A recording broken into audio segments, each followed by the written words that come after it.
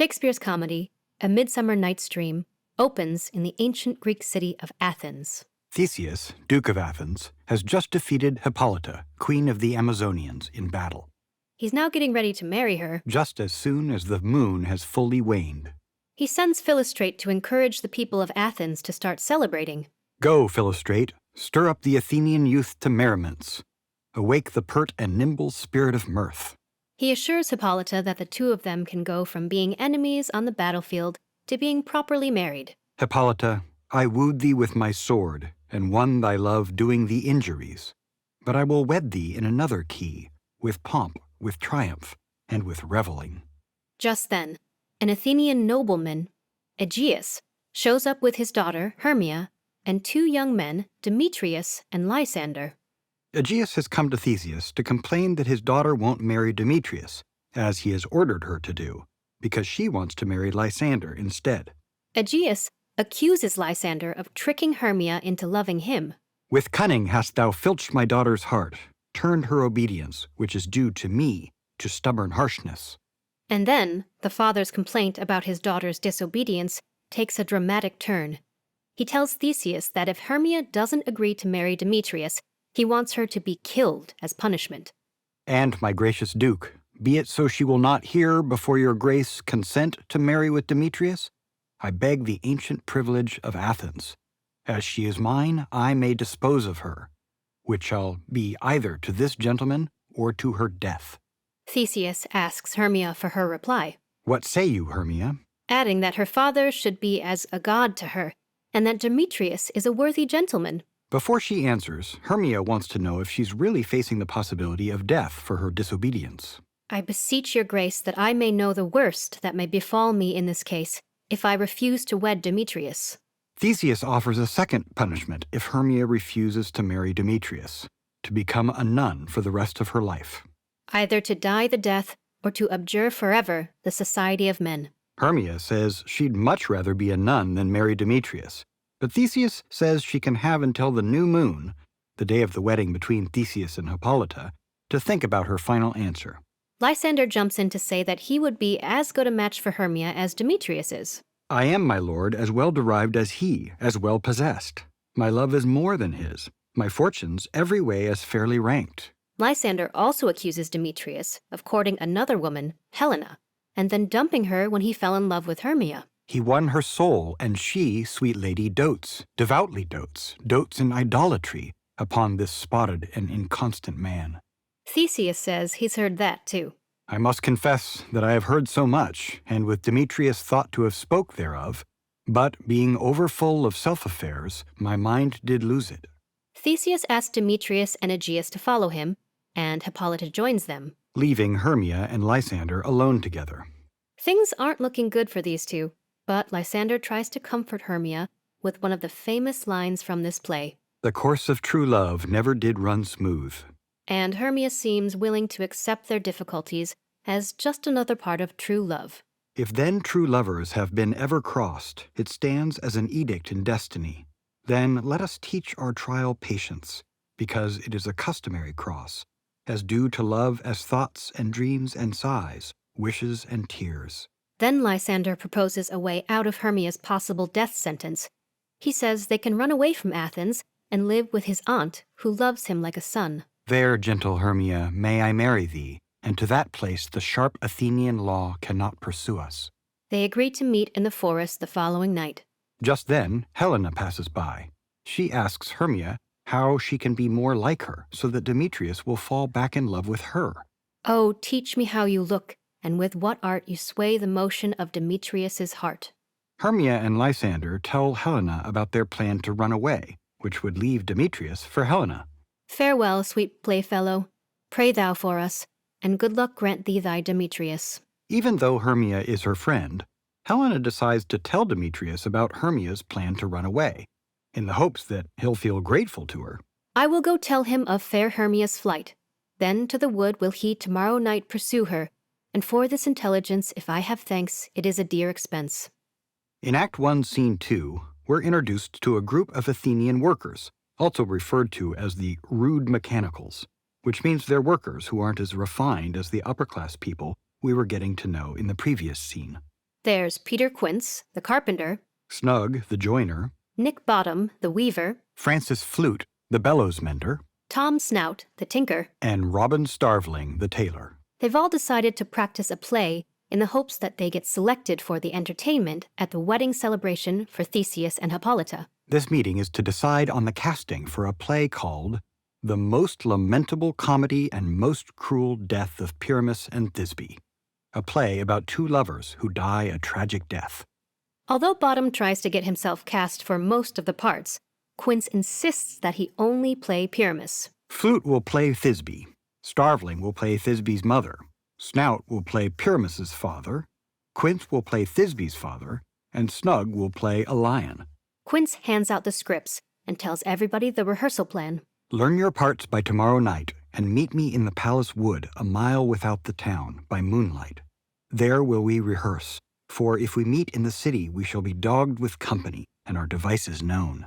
Bottom offers his own send-off, though it's not clear he knows what the word obscene means. We will meet, and there we may rehearse most obscenely and courageously. Take pains, be perfect, adieu. Act 2, Scene 1 opens in the woods near Athens, where a fairy has run into a sprite named Robin Goodfellow.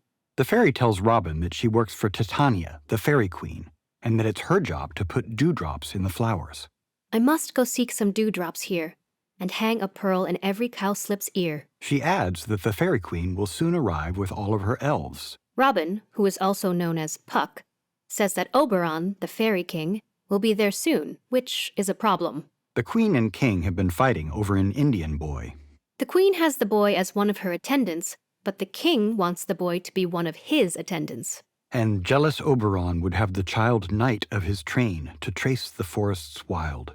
So now, the king and queen just fight when they run into each other, which is what happens next. Ill met by moonlight, proud Titania. What, jealous Oberon? Fairies, skip hence. I have forsworn his bed and company. Titania accuses Oberon of having a crush on Hippolyta.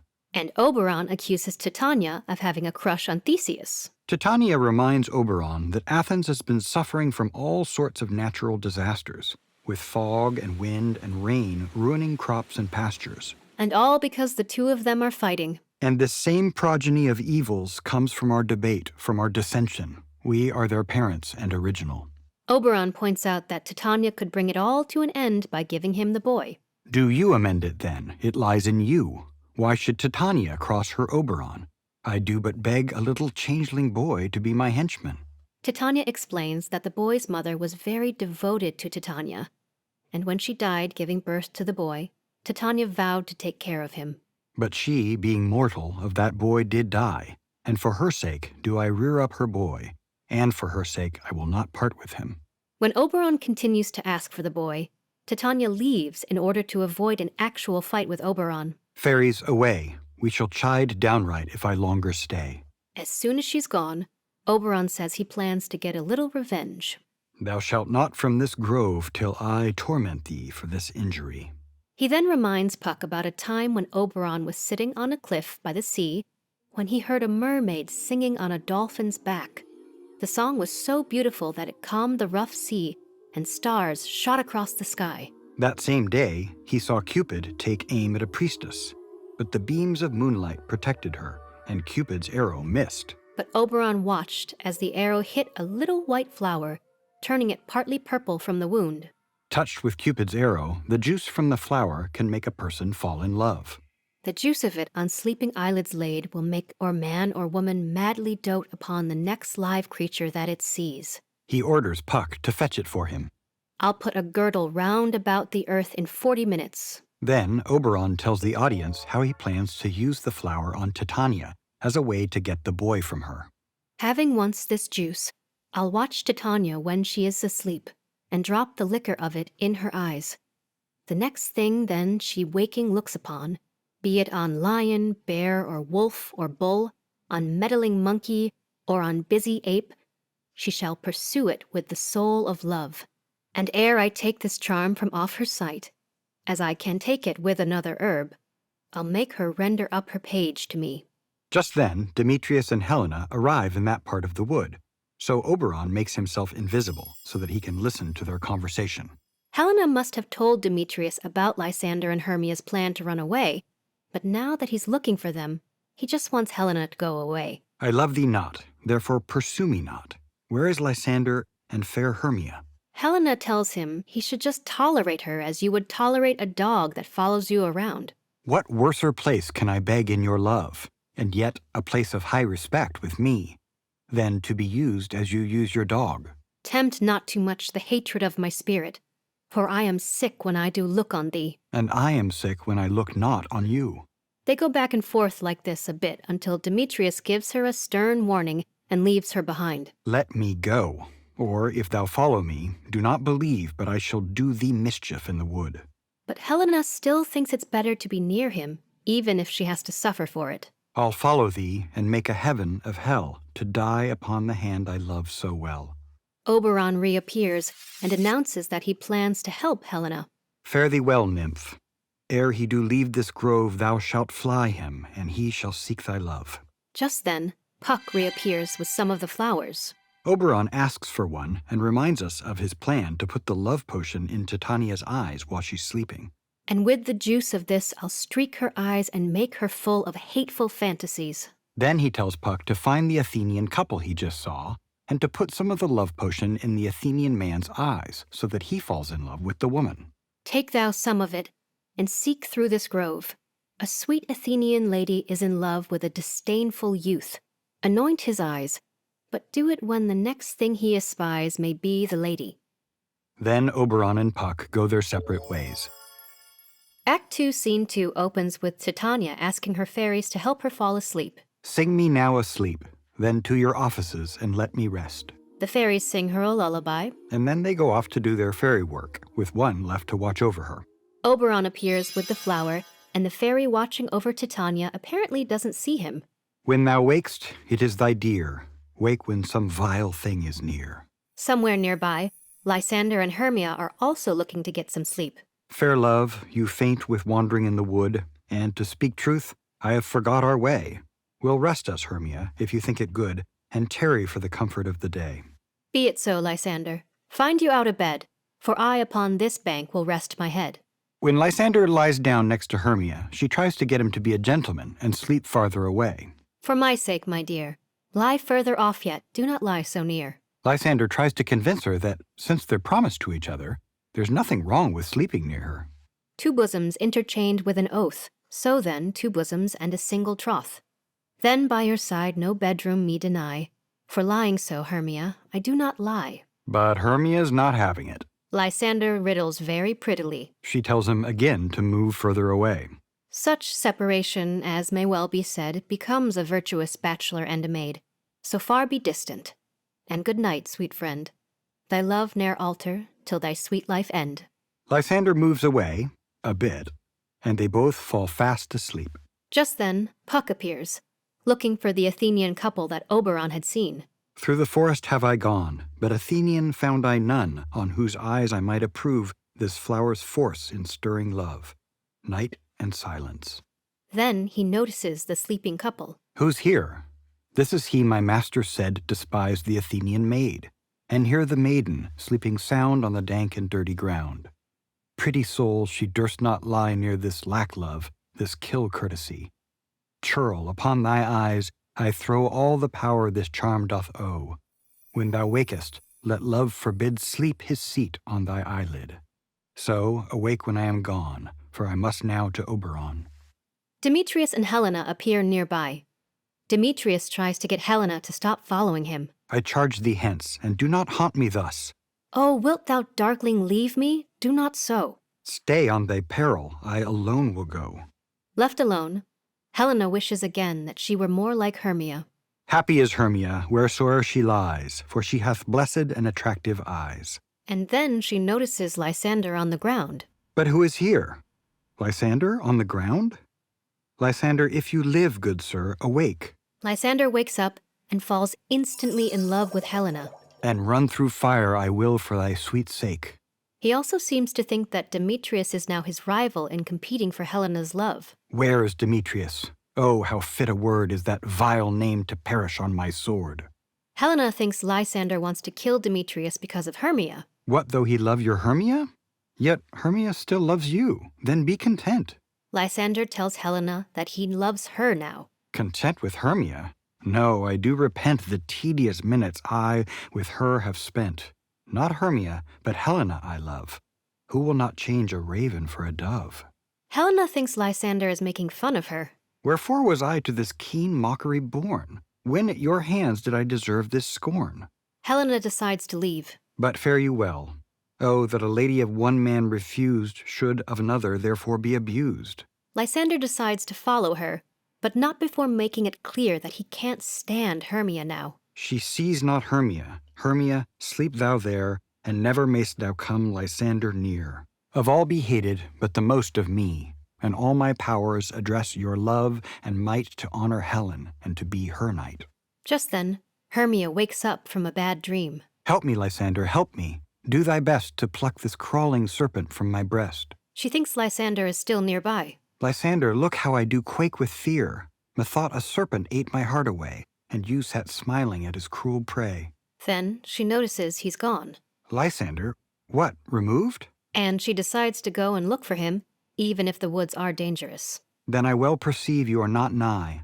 Either death or you I'll find immediately. Act 3, Scene 1 opens with the rude mechanicals gathering in the woods to rehearse their play. Here's a marvelous convenient place for our rehearsal. But before they start, Bottom says he's worried that the women in the audience might find the play upsetting. There are things in this comedy of Pyramus and Thisbe that will never please. First, Pyramus must draw a sword to kill himself, which the ladies cannot abide. How answer you that? Some of the other actors agree with him.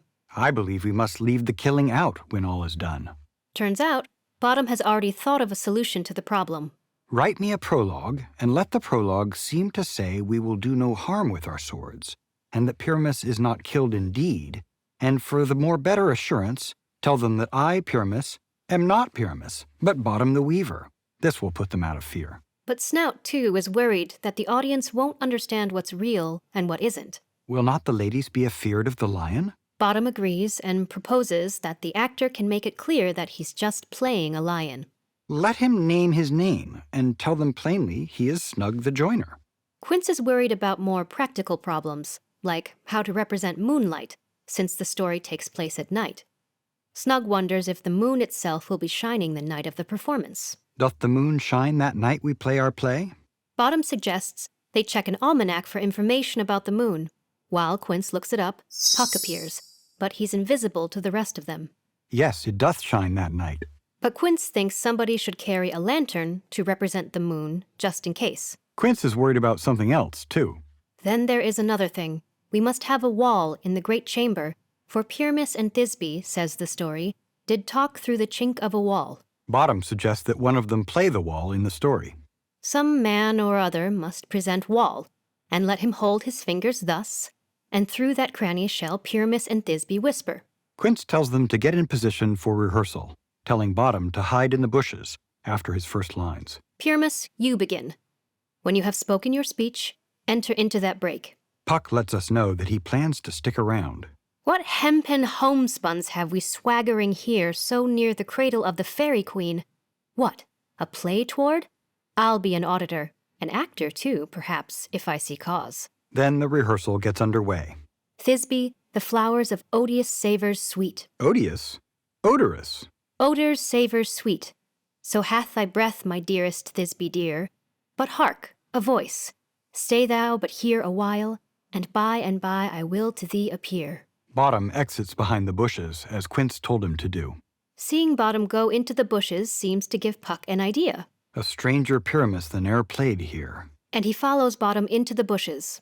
After some back and forth with Quince, Flute gets to the line that's Bottom's cue to come back on stage. As true as truest horse that yet would never tire. Bottom returns from the bushes, followed by Puck, but the top of Bottom's head now looks like a donkey's head. But Bottom doesn't know that, and he delivers his next line. If I were fair, Thisbe, I were only thine. Oh, monstrous, oh, strange, we are haunted.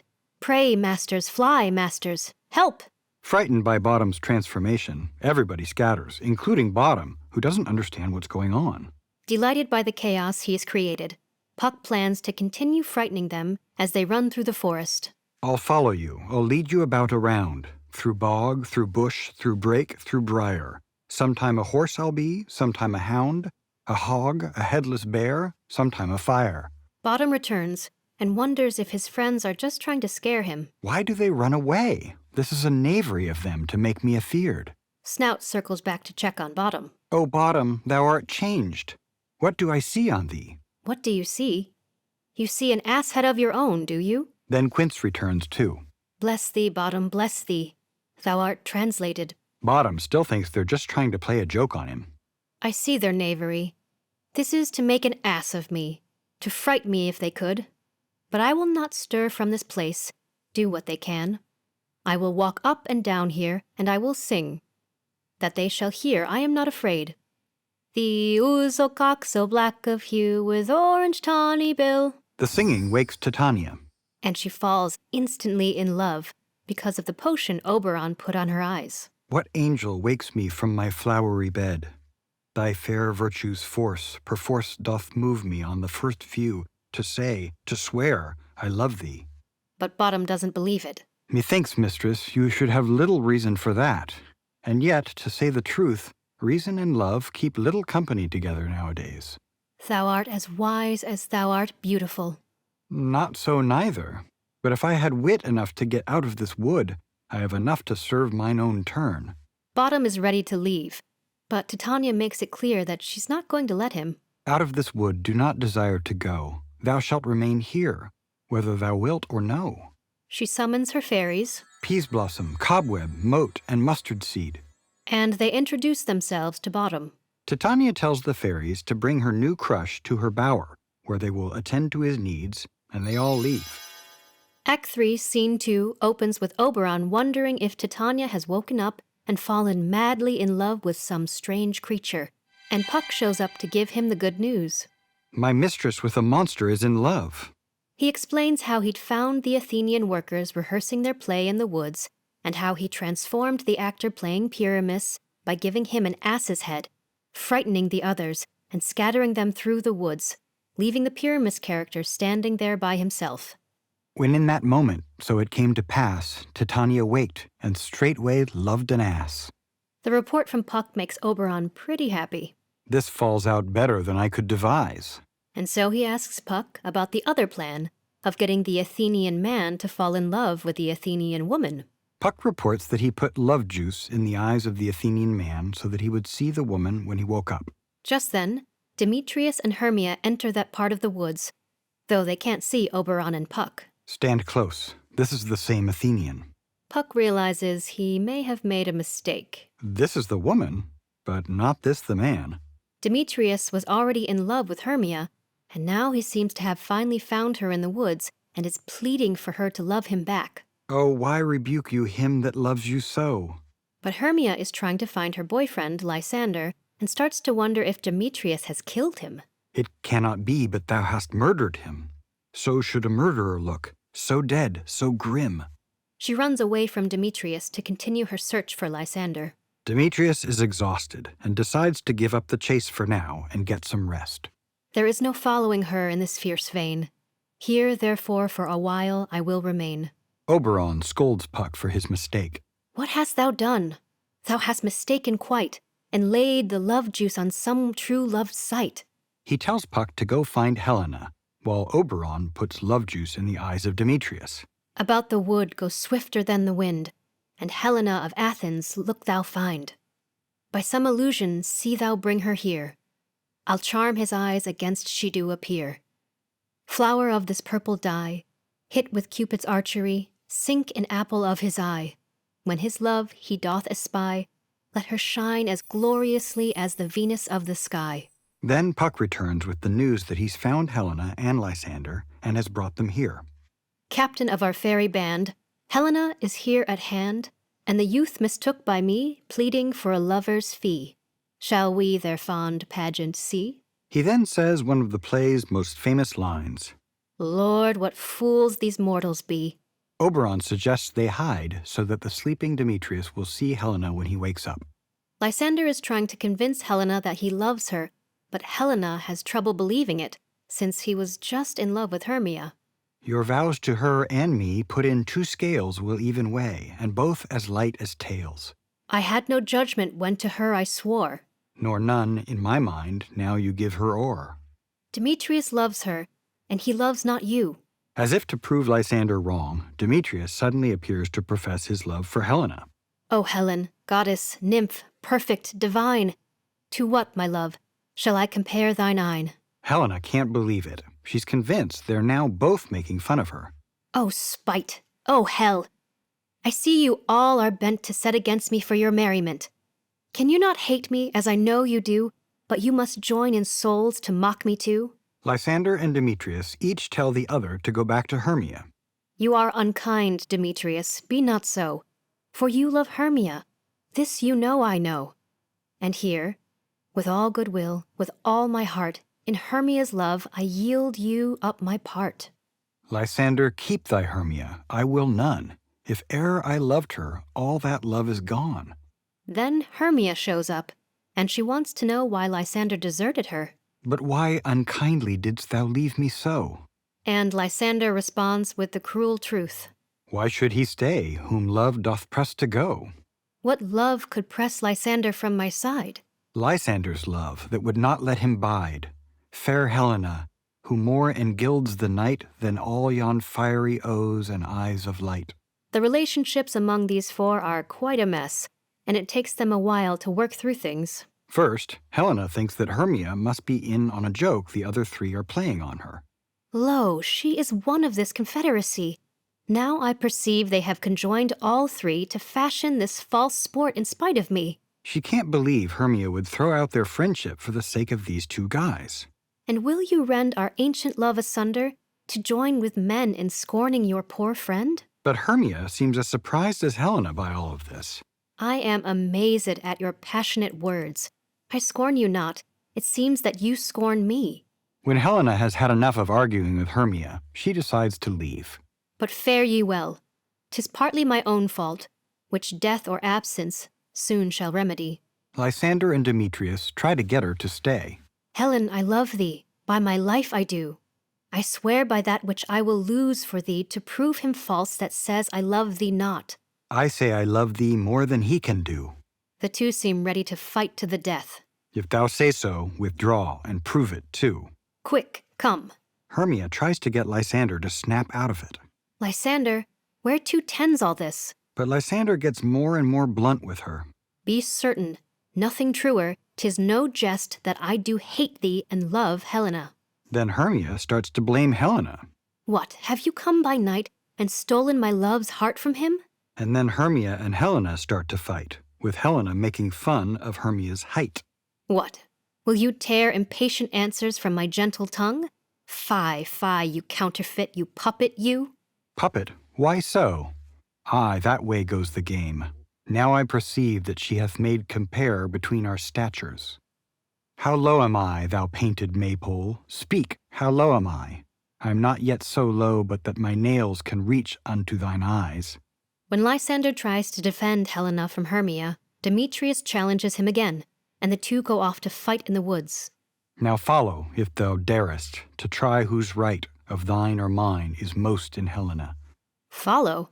Nay, I'll go with thee, cheek by jowl. Then Helena leaves, telling Hermia that she can use her long legs to outrun her. Your hands than mine are quicker for a fray. My legs are longer, though, to run away.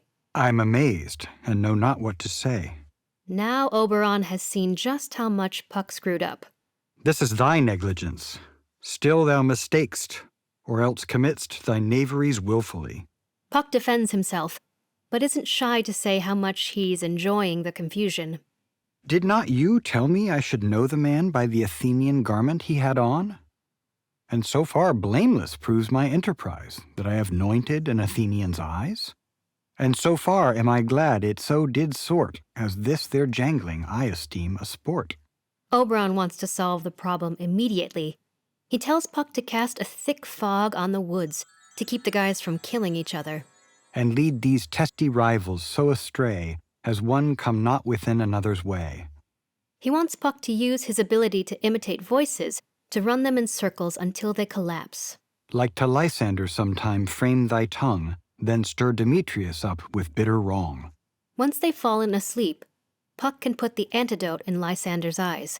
Then he will be back in love with Hermia, and Demetrius will still be in love with Helena, giving us a happy ending. When they next wake, all this derision shall seem a dream and fruitless vision. And back to Athens shall the lovers wend, with league whose date till death shall never end. Meanwhile, Oberon will go and get the boy from Titania, and then give Titania the antidote to restore her true vision. Whiles I in this affair do thee employ, I'll to my queen and beg her Indian boy. Then I will her charmed eye release from monstrous view, and all things shall be peace. Puck notices that the sun is about to come up, so Oberon rushes off to get the boy. Up and down, I will lead them up and down. I am feared in field and town. Goblin, lead them up and down. Here comes one. Lysander appears in search of Demetrius. Where art thou, proud Demetrius? And Puck answers with the voice of Demetrius. Here, villain, drawn and ready. When Lysander disappears into the fog to follow the voice, Demetrius appears. Lysander, speak again. Thou runaway, thou coward, art thou fled? Then Puck changes his voice to sound like Lysander to get Demetrius running around too. Follow my voice. We'll try no manhood here. Then Lysander reappears, already exhausted. I followed fast, but faster he did fly. That fallen am I in dark uneven way, and here will rest me. Then Demetrius returns, with Puck still taunting him as Lysander. Ho, ho, ho, coward, why comest thou not? But Demetrius, too, is at the point of exhaustion. Thou shalt buy this dear, if ever I thy face by daylight see. Now go thy way. Faintness constraineth me to measure out my length on this cold bed. By day's approach look to be visited. Then Helena appears, also looking for a place to sleep. O weary night, O long and tedious night, abate thy hours. And sleep that sometimes shuts up sorrow's eye, steal me a while from mine own company. Yet but 3, come one more. 2 of both kinds make up 4. And like magic, Hermia appears. Never so weary, never so in woe, bedabbled with the dew, and torn with briars, I can no further crawl, no further go. My legs can keep no pace with my desires. Here will I rest me till the break of day. Heavens shield Lysander, if they mean a fray. Puck finally has them right where he wants them, and he puts the antidote in Lysander's eyes. When thou wakest, thou takest true delight in the sight of thy former lady's eye. In Act 4, Scene 1, we find the transformed Bottom in Titania's bower, with Titania and her fairies attending to his every need. Come, sit thee down upon this flowery bed, while I thy amiable cheeks do coy, and stick musk roses in thy sleek, smooth head, and kiss thy fair large ears, my gentle joy. Bottom asks Peaseblossom to scratch his head. He sends Cobweb to fetch some honey bags from the bumblebees, and then asks Mustard Seed to help with the scratching. I must to the barber's, monsieur, for methinks I am marvellous hairy about the face, and I am such a tender ass, if my hair do but tickle me, I must scratch. What, wilt thou hear some music, my sweet love? I have a reasonable good ear in music. Let's have the tongs and the bones. Or say, sweet love, what thou desirest to eat. Truly, a peck of provender.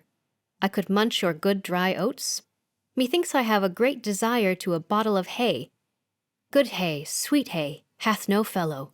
I have a venturous fairy that shall seek the squirrel's hoard, and fetch thee off new nuts.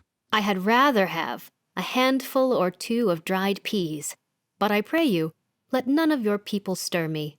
I have an exposition of sleep come upon me.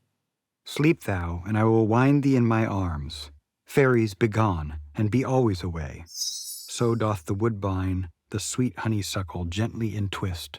The female ivy so enrings the barky fingers of the elm. Oh, how I love thee, how I dote on thee. With both of them asleep, Oberon and Puck meet near the bower. Welcome, good Robin. Seest thou this sweet sight? Oberon tells Puck that he was able to get the Indian boy from Titania when she was distracted by her love for the transformed Bottom, so that now he can release her from the love potion. And now I have the boy, I will undo this hateful imperfection of her eyes. And, gentle Puck, take this transformed scalp from off the head of this Athenian swain, that he, awaking when the other do, may all to Athens back again repair, and think no more of this night's accidents, but as the fierce vexation of a dream. But first I will release the fairy queen. My Oberon, what visions have I seen? Methought I was enamored of an ass. There lies your love. How came these things to pass? Oh, how mine eyes do loathe his visage now. Oberon tells Puck to return Bottom to normal, and put him near the others. Titania, music call, and strike more dead than common sleep of all these five the sense. Music ho, music such as charmeth sleep. Titania and Oberon seem to be back on good terms, and Oberon predicts that the young lovers will get married along with Theseus and Hippolyta. Now thou and I are new in amity, and will tomorrow midnight solemnly dance in Duke Theseus' house triumphantly, and bless it to all fair prosperity. There shall the pairs of faithful lovers be wedded with Theseus, all in jollity. Puck points out that the sun will be up soon. Fairy king, attend and mark, I do hear the morning lark. Then, my queen, in silence sad, trip we after the night's shade. We the globe can compass soon, swifter than the wandering moon. Come, my lord, and in our flight tell me how it came this night that I, sleeping here, was found with these mortals on the ground. Just then, Theseus, Hippolyta, and Aegeus arrive, along with some attendants. It's the day of the wedding, but they're starting the day by going hunting. Theseus wants to impress Hippolyta with his hunting hounds by watching them hunt from somewhere up high. We will, fair queen, up to the mountain's top, and mark the musical confusion of hounds and echo in conjunction. But Hippolyta makes it clear that she's not likely to be impressed. She's hunted with Hercules before. I was with Hercules and Cadmus once, when in a wood of Crete they bayed the bear with hounds of Sparta. I never heard so musical a discord, such sweet thunder. Theseus tries describing just how amazing his hounds are when he notices the young couples sleeping on the ground. But soft, what nymphs are these? Aegeus recognizes them, of course, including his daughter, Hermia, and then Theseus remembers that today is the day that Hermia is supposed to give her reply about marrying Demetrius or suffering a severe punishment. Is not this the day that Hermia should give answer of her choice? He calls for the huntsmen to blow their horns and wake them up. Theseus asks how it could be that they seem to all be getting along now. How comes this gentle concord in the world, that hatred is so far from jealousy to sleep by hate, and fear no enmity? Lysander tries to start at the beginning with the fact of running away with Hermia. I came with Hermia hither. Our intent was to be gone from Athens where we might without the peril of the Athenian law. That's already enough for Aegeus, and he interrupts to demand that his daughter be punished. Enough, enough, my lord, you have enough. I beg the law upon his head. They would have stolen away. They would, Demetrius, thereby to have defeated you and me. So Demetrius jumps in to try to explain just how much things have changed now that he's back in love with Helena. My good lord, I wot not by what power, but by some power it is, my love to Hermia, melted as the snow, and all the faith, the virtue of my heart, the object and the pleasure of mine eye is only Helena. Theseus jumps on the good news and declares that the two couples will be married along with Theseus and Hippolyta today, and that they can hear more of their story later. Fair lovers, you are fortunately met. Of this discourse we more will hear anon. Aegeus, I will overbear your will, for in the temple by and by with us these couples shall eternally be knit. Away with us to Athens. 3 and 3 will hold a feast in great solemnity. Come, Hippolyta. The royal entourage head back to Athens, leaving the two couples a little dazed and confused, like they might still be dreaming. It seems to me that yet we sleep, we dream. Do not you think the Duke was here and bid us follow him? Yea, and my father. And Hippolyta? And he did bid us follow to the temple. Why then we are awake. Let's follow him. And by the way, let us recount our dreams. As the couples leave, Bottom wakes up, and he's a little confused too. He seems to think he's waiting for his cue during the rehearsal, before he was transformed into an ass. When my cue comes, call me and I will answer. My next is, Most fair Pyramus. But then he starts to wonder where everybody is. Hey ho, Peter Quince? Flute the bellows mender? Snout the tinker? Starveling? God's my life! Stolen hence and left me asleep? The mention of sleep seems to remind him of a dream. I have had a most rare vision. I have had a dream past the wit of man to say what dream it was. Man is but an ass if he go about to expound this dream. He's having trouble finding the words to describe his dream, but he seems to remember that he was transformed in it. Methought I was... There is no man can tell what. Methought I was... And methought I had... But man is but a patched fool if he will offer to say what methought I had. The dream just seems too amazing to be recounted accurately. The eye of man hath not heard, the ear of man hath not seen, man's hand is not able to taste, his tongue to conceive, nor his heart to report what my dream was. He gets the idea that his friend Peter Quince could write it up in a song which could be performed at the wedding festivities. I will get Peter Quince to write a ballad of this dream. It shall be called Bottom's Dream, because it hath no bottom, and I will sing it in the latter end of the play before the Duke. He thinks it would make a powerful follow-up to the death of Thisbe. Peradventure, to make it the more gracious, I shall sing it at her death. Bottom heads back to Athens, and we all leave the forest behind. In Act 4, Scene 2, we find ourselves back in Athens. Quince, Flute, Snout, and Starveling are frantic about the disappearance of Bottom. Have you sent to Bottom's house? Is he come home yet? He cannot be heard of. Out of doubt, he is transported. Without Bottom, they wouldn't be able to perform their play for the wedding celebration. If he come not, then the play is marred. It goes not forward, doth it? It is not possible. You have not a man in all Athens able to discharge Pyramus but he. Then Snug arrives with the news that the weddings are over and the couples are heading to the festivities. It's starting to look like they're going to miss their chance for fame and fortune. Masters, the Duke is coming from the temple, and there is 2 or 3 lords and ladies more married. If our sport had gone forward, we had all been made men. Suddenly, Bottom shows up, still energized from the night's events. Where are these lads? Where are these hearts? The rest are thrilled to see him.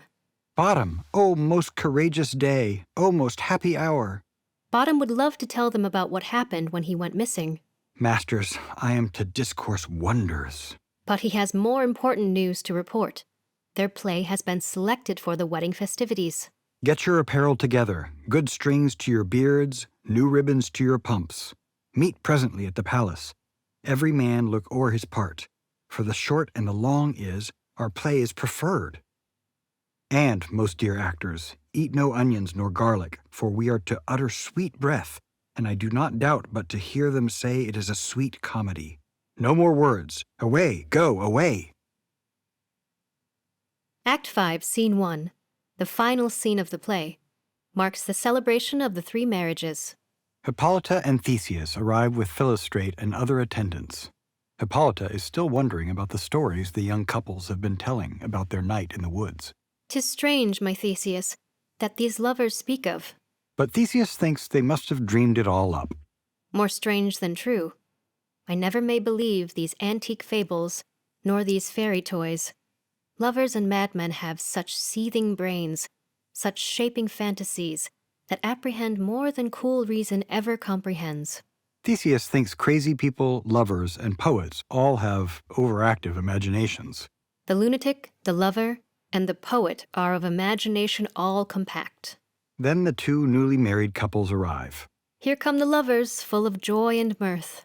Theseus calls for the entertainment to start, and Philostrate reads from a strange menu of options.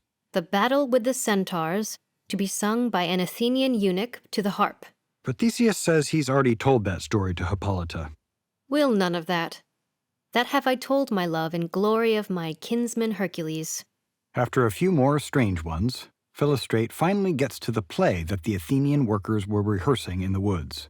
A tedious brief scene of young Pyramus and his love Thisbe, very tragical mirth. Theseus finds the description confusing. Merry and tragical? Tedious and brief? That is, hot ice and wondrous strange black snow. How shall we find the concord of this discord? Philostrate tries to explain how this particular play can be both merry and tragical, tedious and brief. And then Theseus asks who is performing it. What are they that do play it? Hard-handed men that work in Athens here, which never labored in their minds till now, and now have toiled their unbreathed memories with this same play against your nuptial. Theseus decides it's the play he wants performed for the celebration. And we will hear it. Philostrate tries to warn Theseus one last time that this particular play is really bad. But Theseus isn't concerned. I will hear that play, for never anything can be amiss when simpleness and duty tender it. Go, bring them in, and take your places, ladies. While Philostrate goes to summon the players, Hippolyta says it makes her uncomfortable when people who have no talent try to give you the gift of a performance. I love not to see wretchedness o'ercharged, and duty in his service perishing. But Theseus thinks it's the job of a king and queen to acknowledge effort and intention, even when someone has no talent. And in a way, he says, that kind of thing is even better. Our sport shall be to take what they mistake, and what poor duty cannot do, noble respect takes it in might, not merit. Love, therefore, and tongue-tied simplicity in least speak most to my capacity. Philostrate returns to announce the start of the play. So please your grace, the prologue is addressed. Let him approach. Quince enters to deliver the prologue of the play, but nothing he says seems to come out quite right. If we offend, it is with our good will. That you should think, we come not to offend, but with good will. The audience of newlyweds comment on the awkward start. He hath played on this prologue like a child on a recorder, a sound, but not in government. His speech was like a tangled chain, nothing impaired, but all disordered. Who is next? The actors enter, and Quince explains the plot, introducing Pyramus, The beauteous Lady Thisbe, that someone is playing a wall. and that the wall has a chink in it through which the lovers speak, There's also an actor playing moonshine, because it's at night when the lovers talk through the wall to make their plan to meet at the tomb of an Athenian hero so that they can be together. but there's also a lion in the play. And when Thisbe gets to the tomb first, the lion scares her away. Thisbe drops her shawl when she leaves, and the lion stains it with its bloody mouth. When Pyramus arrives, he sees the bloody shawl, thinks Thisbe has been killed, and so draws his dagger and kills himself.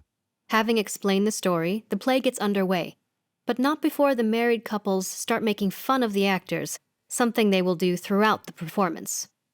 I wonder if the lion be to speak. No wonder, my lord. One lion may when many asses do.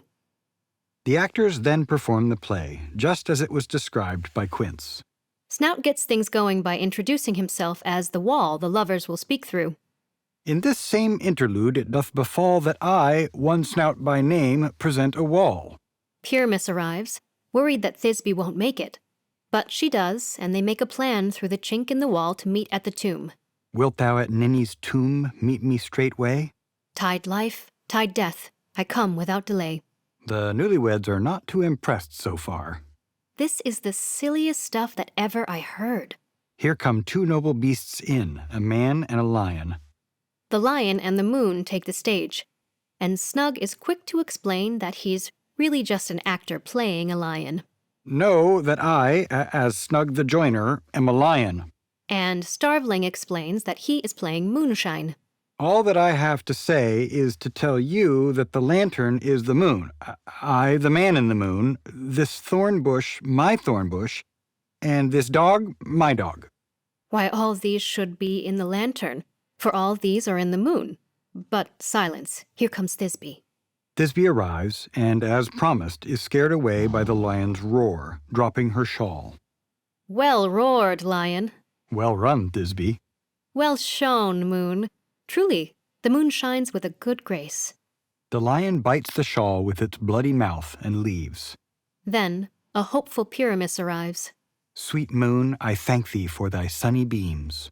only to find Thisbe's shawl covered in blood. Thy mantle good, what, stained with blood?